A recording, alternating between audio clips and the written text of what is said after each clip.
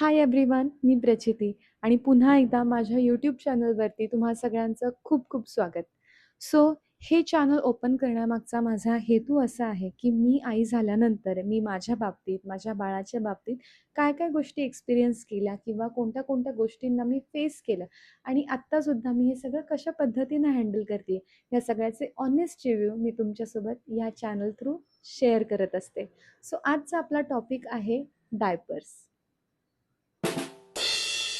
So ह्या व्हिडिओमध्ये आपण काही टॉपिक्स क्लिअर करणार आहोत. त्यापैकी पहिलं आहे की एक डायपर किती वेळापर्यंत यूज करायला हवं? डायपर रॅशेस येऊ नये म्हणून काय प्रिकॉशन्स घ्यायला हवे आहेत? डायपर कोणत्या कंपनीचं यूज करावं की जेणेकरून बाळाला त्याचं इरिटेशन होणार नाही किंवा त्याचे रॅशेस येणार नाही. सो हे 2-3 पॉइंट्स आपण ह्याच्यामध्ये कव्हर अप करणार आहोत. प्रत्येक आईचा हा टेन्शनचाच विषय आहे की मी माझ्या बाळासाठी कुठल्या कंपनीचं डायपर यूज करायला हवं जेणेकरून त्याला डायपर रॅशेस येणार नाही आणि त्रास होणार नाही.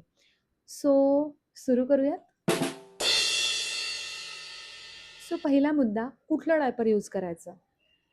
ऑनेस्टली मी माझ्या बाळासाठी एकदम बेसिक म्हणण्यापेक्षा अगदी कुणालाही ही नावं माहिती आहेत या कंपनीजची. अशाच कंपनीचे डायपर्स मी यूज केलेले आहे. असं काही मी तुमच्यासोबत शेअर करणार नाही आहे, की खूपच अननोन नाव आहे आणि खूप रेअर कुठेतरी मिळतं आणि खूप कॉस्टली आहे, बिलकुल नाही. अत्यंत रिझनेबल कुठल्याही साध्या-सुध्या मेडिकलमध्ये सुद्धा तुम्हाला हे डायपर मिळतील. सो त्यापैकी पहिलं नाव आहे पॅम्पर्स. सो स्पृहा माझी मुलगी जेव्हा न्यूबॉर्न फेजमध्ये होती, तर पहिला 1 ते 1.5 महिना मी तिच्यासाठी पॅम्पर्स कंपनीचं डायपर यूज केलं. सो त्यानंतर मी स्विच केलं. स्विच करण्याचं कारण असं स्पेसिफिक असं काही नाही. इमर्जन्सी होती आणि डायपर्स संपलेले होते मेडिकलमध्ये. दुसऱ्या कंपनीचं डायपर अवेलेबल होतं. त्यामुळे नाईलाजाने मला ते घ्यावं लागलं आणि ते वापरावं लागलं.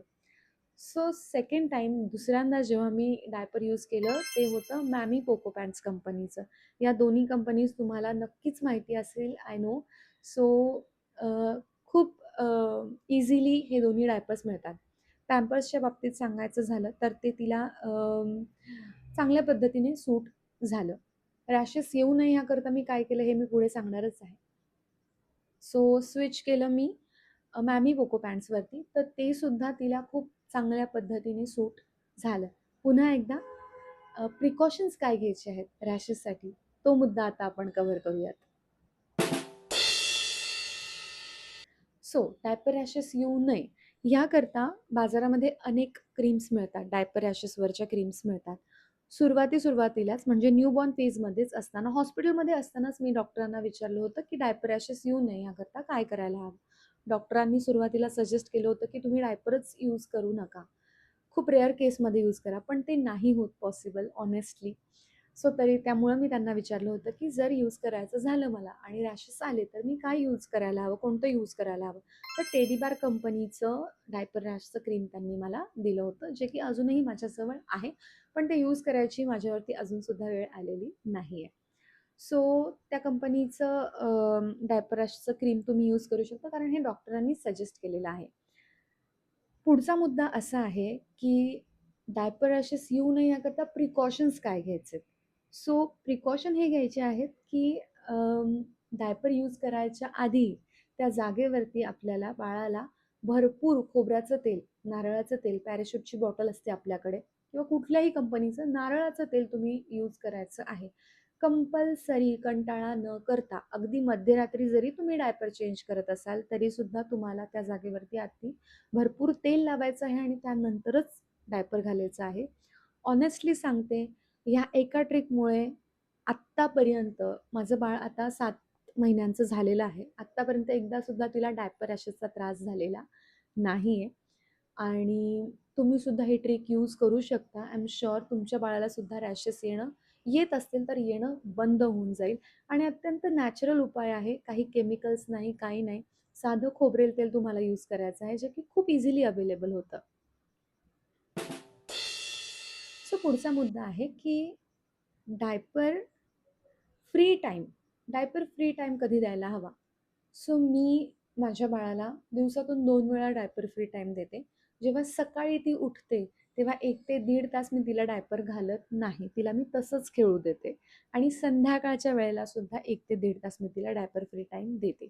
उन्हाळ्याच्या दिवसांमध्ये तुम्हाला जास्तीत जास्त डायपर फ्री टाईम बाळाला द्यायचा आहे, जेणेकरून ते कम्फर्टेबल राहतील. सो दिवसातून साधारणपणे 2 ते 3 तास तरी तुम्हाला मिनिमम बाळाला डायपर फ्री टाईम द्यायचा आहे. न्यूबॉर्न फेजमध्ये हे देणं खूप कमी होतं डायपर फ्री टाईम. पण जसं-जसं बाळ मोठं होत जातं 2 महिन्याचं, 3 महिन्याचं, 4 महिन्याचं होत जाईल, तसं-तसं हळू तुम्ही टाईम वाढवू शकता. सुरुवातीला मी दिवसा म्हणजे सकाळच्या वेळेला 15-20 मिनिटं, दुपारी 15-20 मिनिटं आणि रात्री 15-20 मिनिटं असं 3 अ, वेळांमध्ये मी डिव्हाईड केलं होतं. जशी-जशी ती मोठी होत गेली, तसा-तसा मी तो वेळ वाढवत गेला आणि आता मी दिवसातून 2 ते 3 तास तिला कंपल्सरी डायपर फ्री टाईम देते. सो हे काही मुद्दे जे मी एक्सपिरियन्स केले आहे बाळाच्या बाबतीत, हे मी तुमच्यासोबत आज शेअर केलेले आहेत. तुमचा रिव्ह्यू काय आहे किंवा तुमचा एक्सपिरियन्स काय आहे, हे सगळं सुद्धा तुम्ही माझ्यासोबत शेअर करू शकता कमेंट्स थ्रू. मला नक्कीच आवडेल तुम्हा सगळ्यांसोबत कन्व्हर्सेशन करायला आणि ह्या चॅनलचा ज्या नवीन आई झालेल्या आहेत, स्पेशली त्यांना खूप उपयोग होणार आहे. सो आजच तुम्ही सबस्क्राईब करून ठेवा. अशाच इन्फॉर्मेटिव्ह व्हिडिओसाठी भेटूयात नेक्स्ट व्हिडिओमध्ये. तोपर्यंत बाय.